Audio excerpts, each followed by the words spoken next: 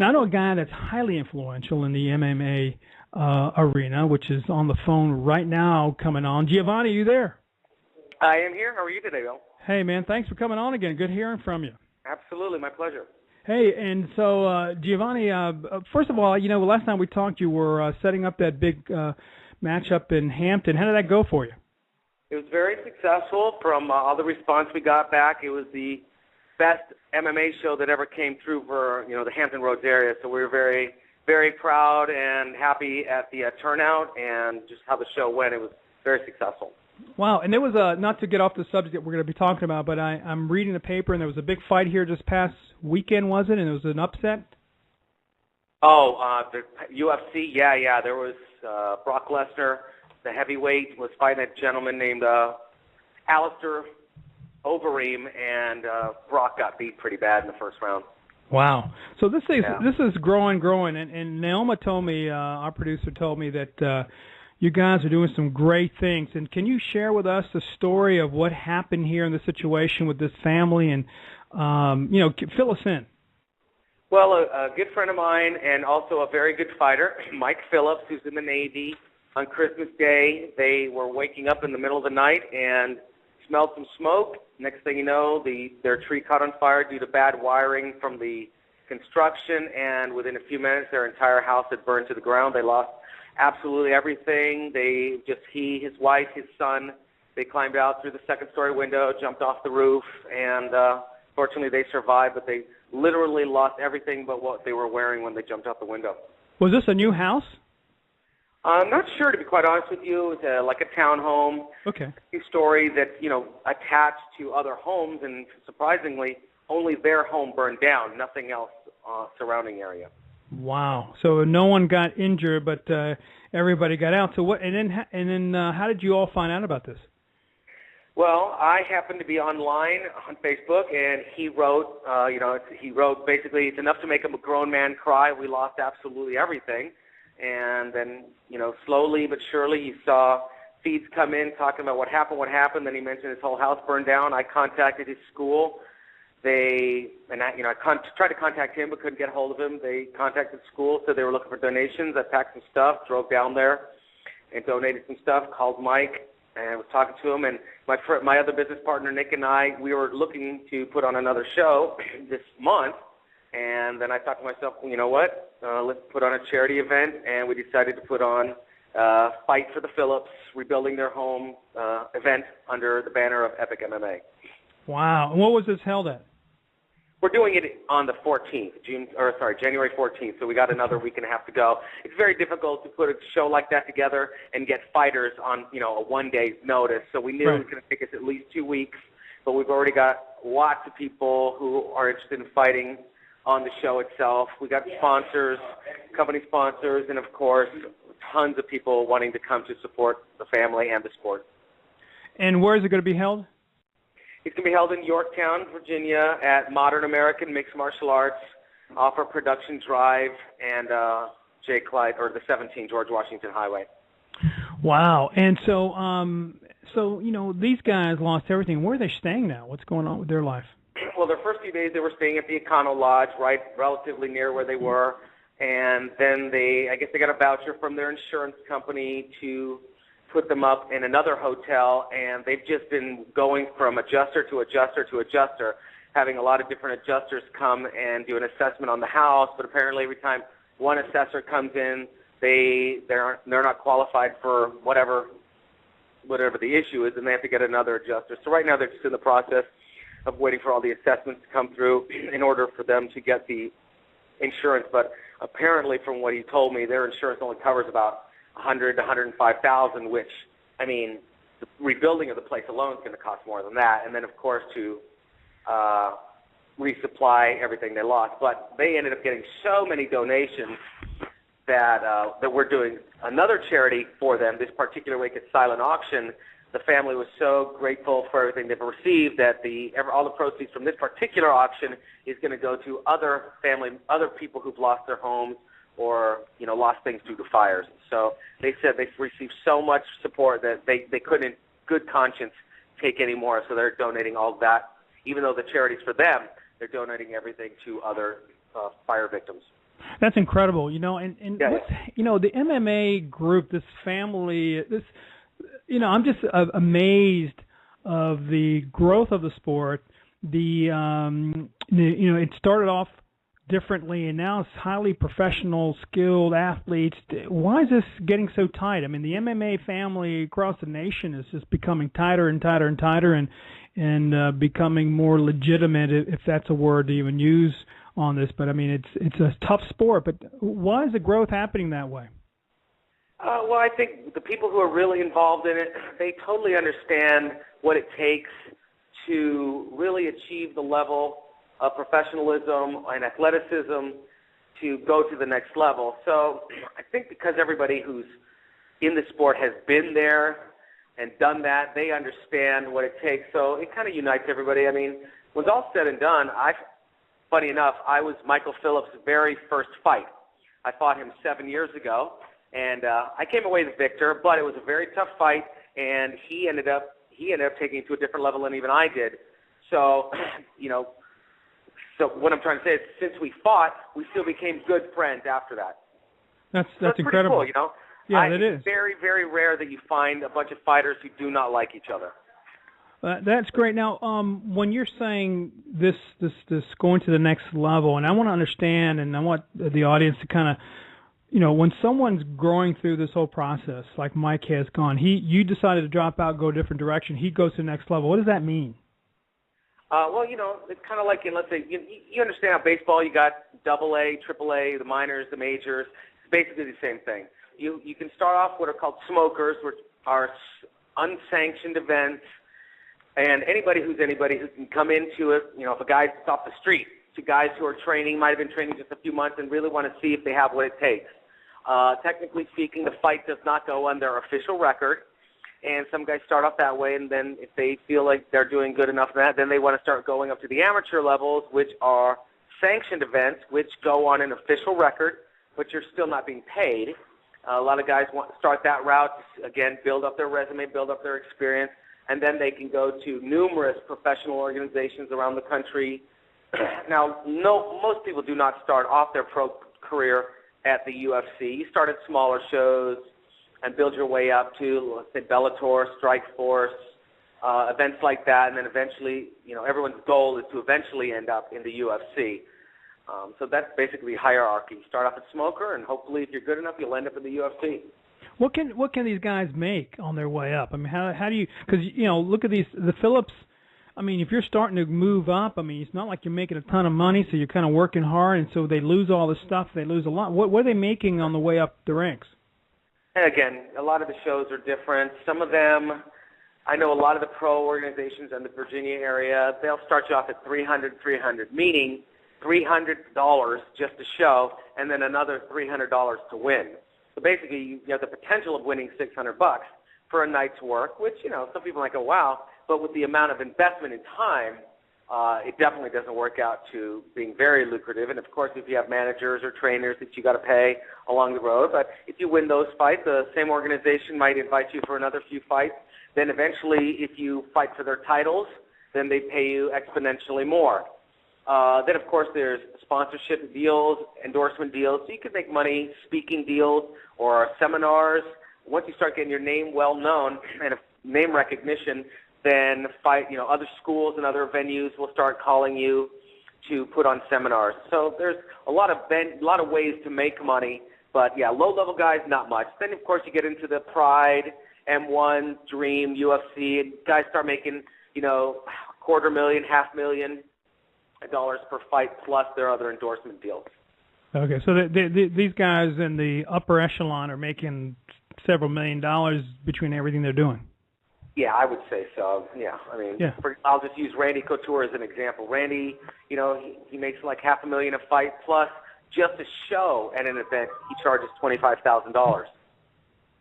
Wow! And so, this is almost like the wrestling camps at times that I see happening, where they go back to schools and teach these guys, and they have these training camps and things like that. Is that what's going on with them? They're also sponsoring camps. Yeah. Because with high school wrestling, it's more coaches coming in to do maybe a day seminar for the particular school, and they won't teach outside of that particular school. Whereas these, a lot of the UFC guys, they'll come in to do a seminar. They might be sponsored by one particular martial arts school, but the invitation goes out to anybody who's in the area. I mean, people will drive hours and hours to come to see one of these seminars, and generally, most of these seminars are only about 4 hours. Most wrestling camps, you're talking several days or a full weekend, but most of these training seminars are usually probably, about 4 hours. With what went on with Mike here, I'm just curious when it comes down to this just sparked my interest as far as health insurance. These guys, how do they handle that? Well, fortunately for Mike, he's in the Navy, so he gets it covered through that. Most guys who are in the amateur circuits or even the low-level pro circuits, they have full-time jobs. So they'll get it through whatever, job, whether it's part of their benefits or they have to pay for their own. Actually, the only organization as of right now that is even discussing the issue is the UFC, because they have all their fighters on an exclusive contract, meaning those guys can't go fight anywhere else, and they can't do seminars or certain things without the permission of the UFC. So I would say that it would be, it's on the best interest of the UFC to provide, because if they're impeding an athlete's ability to make money, they have to compensate in one way or another. So I would say the UFC right now is the only one I've heard that's talking about including health insurance to their contracted fighters. I just want to remind everybody we're here with Giovanni Lim talking about Mike Phillips, who'd lost his house on Christmas Day, and we're talking about how the MMA got together to put an event together on January 14th to help raise money. If you have any questions, you can call in at 424-258-9296. Giovanni, I just want to the difference between the boxing world and the boxing history versus, because this has evolved in my time. When I remember sitting with my grandfather in the Bronx in an apartment, his house, and watching the fights. And there are all the stories of what went on with the underworld and the mob and the fight. Is this now I get to witness this growth in as an adult? Are these two different worlds? How this whole MMA started, or is there a lot of this other stuff that goes on that we don't know about behind the scenes? That's a good question. I mean, I really don't keep up with the boxing. Boxing is, honestly, it sounds bad to say it, but it's a much more cutthroat sport. Now everybody wants their piece of the pie, and they want the largest piece of the pie. Whereas boxing, most guys who are getting in the boxing world, they're really trying to get out of poverty. Right. You don't really see very well-off, very well-educated people getting into boxing. And again, that's not a disparaging remark. That's just the truth. Right. Whereas in mixed martial arts, so many of these guys come from already good careers. I mean, Rich Franklin is a teacher. Chuck Liddell was an accountant. Randy Couture and Dan Henderson, they were Olympians. So a lot of these guys, Mirko Cro Cop was a secret police officer in Croatia. A lot of these guys come from very well-off backgrounds. They're educated. So it's kind of a different mindset. So I think because of that, they're a little bit more open to giving and to being part of a community, whereas boxers, I think because they were raised in a certain way that they had to almost fend for themselves, that it continues even so in their career. And I'm not saying that generalization across the board. Of course, there are boxers who make a ton of money and will donate, but you don't hear it as much as you do with the mixed martial arts world. That's interesting. Hey, have you met Janet, the person who's doing the Facebook? Janet Aguilar. I'm having lunch with her on Thursday. Well, she's on with us right now. Hey, Janet, how are you doing? Hey, how are you guys doing? Hi, Gio. How are you? Hey, I'm great. Hey, so Janet, tell us what you're doing to help the Phillips here. I mean, this sounds like this has been a great effort from everybody. What have you been doing? I heard you're doing a silent auction. Oh, we actually got started on a silent auction as well, and I got together with awesome people like Giovanni and a few other people, especially in the martial arts community, and everybody's really kind of come together to help them out with this silent auction. They gave donations towards items and things like that. So yeah, we've kind of got that going now. Good. And when is going to be your silent auction? Our silent auction is currently on Facebook Live right now. Okay. You can access it through a Facebook group, Phoebe Robin Hood, and people can kind of see what the items are, but it's going on till Friday at midnight. But so far, the response has been great. Everybody's been really cool, and there's some pretty sweet items on there for bid, like training, even a gi. Cool. And what now? Just give us the actual site again, so that everybody can understand what's going on here. So they get to go online and they get to bid on things, and at a certain date, they're going to, you'll be able to see what the highest bid is, and then that person wins. We're going to post that on Saturday in the morning because bidding goes until midnight on Friday, and then we're going to have one final kind of auction dinner, fundraiser dinner at Dogwood Southern Bistro, and that's where the exchanges will happen, and that's where everybody will kind of get to meet the Phillips and everybody that's been able to get involved with this. So that's a pretty exciting thing. But they have all week until Friday midnight to bid on these items. Wow. And Giovanni, have you been talking to Mike? I mean, what do they feel about all this outpouring of great gestures and help? How are they handling all this? Well, they are unbelievably appreciative, and I didn't expect anything less. Mike and his family are great people, and his wife is a wonderful person, Jennifer. And, I mean, I think they may have thought a little bit that it's overwhelming, not in a bad way, in a good way, going, holy cow, I cannot believe how this has spread. I mean, people all the way up to Richmond, Lynchburg, even his family members from the Midwest have been calling me, and people have been getting a hold of Janet as well in reference to these to the outpouring, like even me with Janet. I mean, I met Janet through another mutual friend who really wanted to help out Mike and his family, so it was just kind of a snowball effect. It was all extremely positive for everybody involved. You know, isn't it just great to see and hear this going on, especially in the way the economy is, Janet, and you guys doing this. Oh, I mean, what made you even think of doing something like this? I mean, with both of us, I think it really is just a matter of, compassion, and it's really great to see, like, that, especially in a time like this, like you mentioned, within the, not just the martial arts community, but, everybody that kind of gets wind of it, everybody kind of builds a bit of steam behind them, and it's becoming more like a pay-it-forward kind of deal, and it's kind of shaping the year up pretty good for us, I think.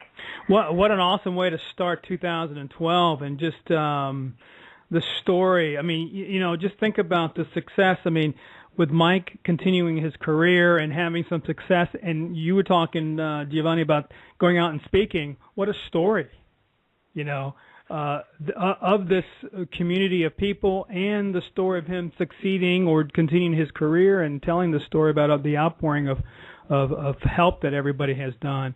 Janet, what do you do? What is your main gig in life here?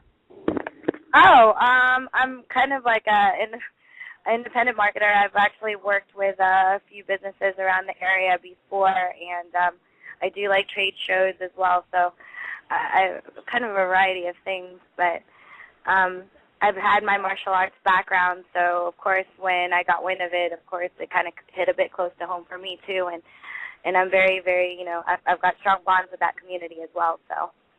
Well, I'm interviewing people, and Naoma is pretty involved with a lot of the MMA, and I'm actually coaching. I don't know if you know the product Super Body Care. She does a lot of product selling to MMA fighters, and she's out in California, and I'm coaching her now, and I didn't realize that till after I started coaching with her, how involved she is. Her products are being used, so for some reason, Giovanni, I got to say that I have not gone live to an event, and I would love to be out on the January 14th one, to be out there and maybe participate and contribute anywhere I can. But I am somehow, either Naoma set this thing up, or I'm meeting more people with MMA involvement, and I've got to get out and witness this. My son was a wrestler, but this is a whole different thing, and I'm starting to really appreciate what you guys do and the work involved in just putting on these events, and how it's become this very popular sport. So I really starting to appreciate what you guys doing, and don't know. So Giovanni, when is your next your big matches? I mean, you got this one on the 14th in Yorktown, and then do you have any other big events coming up? Oh, well, we're looking at March 3rd for our next big event. It's kind of contingent on the scheduling at Hampton University basketball season. And to be quite honest with you, a couple corporate sponsors that we're in talks with. But right now, we're looking at March 3rd because we want to give people enough time after our show to heal up, get ready, and start training for the next big event. Great. And then how many fights are there usually in an event like that? Generally, we like to have about 12 acts. Our last show, we had 14. It was just a phenomenal night of fights. I mean, the best card that we'd ever put on as our own organization, and I'd say one of the best cards that had ever come through Hampton Roads area. Do you get a lot of guys from out of the area coming in and fight, or most of them local? Unfortunately, because of the success of our first few shows, people have heard about it all the way to Texas, Maryland, Wisconsin, Michigan. So we have been getting people from out of state. We like to spread the word. You know, the moneymakers come in from the locals, but to be honest, we're not interested in just being Hampton Roads local show. We know that getting people from out of state is really going to, you know, get our brand name out there. So it's nice to have people from out of state. Good. And Giovanni, give us your website again so that people will know how to get in touch with you or any information regarding the different events coming up, different fights, and well, also they would go to Facebook.com/757EPIC MMA. We're in the process right now of getting a good website set up, but right now everybody can just go through the 757 EPIC MMA on Facebook. Great. Or they can look me up, Giovanni Lem, or they could go through Janet, and they could find Janet through me. So everybody friend everybody. Good. That's We're awesome. all connected now. It's a family. Yeah, well, and with Mike and everybody else, it's incredible. And Janet, again, give us how they can go ahead on Facebook. For the silent auction that's going on till Friday, you guys are welcome to join the group. It's you search VB Robin Hood, just like that. VB space Robin space Hood on Facebook, and it should pop right up, and so you guys can join us on the fun. Well, listen, guys, I really appreciate what you've done, and you know, maybe we can get Mike to come back and tell us a little bit about his story with his wife Jennifer and how this all came about. So I'm going to put that on my schedule to be out there on the 14th in Yorktown. I think I'll really enjoy that. Janet, thanks for being on. We'd love to have you back again. Thank you. Giovanni, good talking to you. Absolutely appreciate it. If you want to come down, of course, you're welcome to. It's going to be on January 14th from 12 to, well, pretty much when it ends, but we're looking at about 12 to 5 in the afternoon. So we get a lot of fun, food, drinks, etc., and a lot of great fights. And, of course, the main reason is to help out Mike and Jennifer and Tristan, their little baby. Wow. Well, great, man. Thank you so much. You guys, good start of a great new year here. So thanks again. We'll catch you next time. Thanks. We appreciate it. Thank you. Bye-bye. All right, thank you.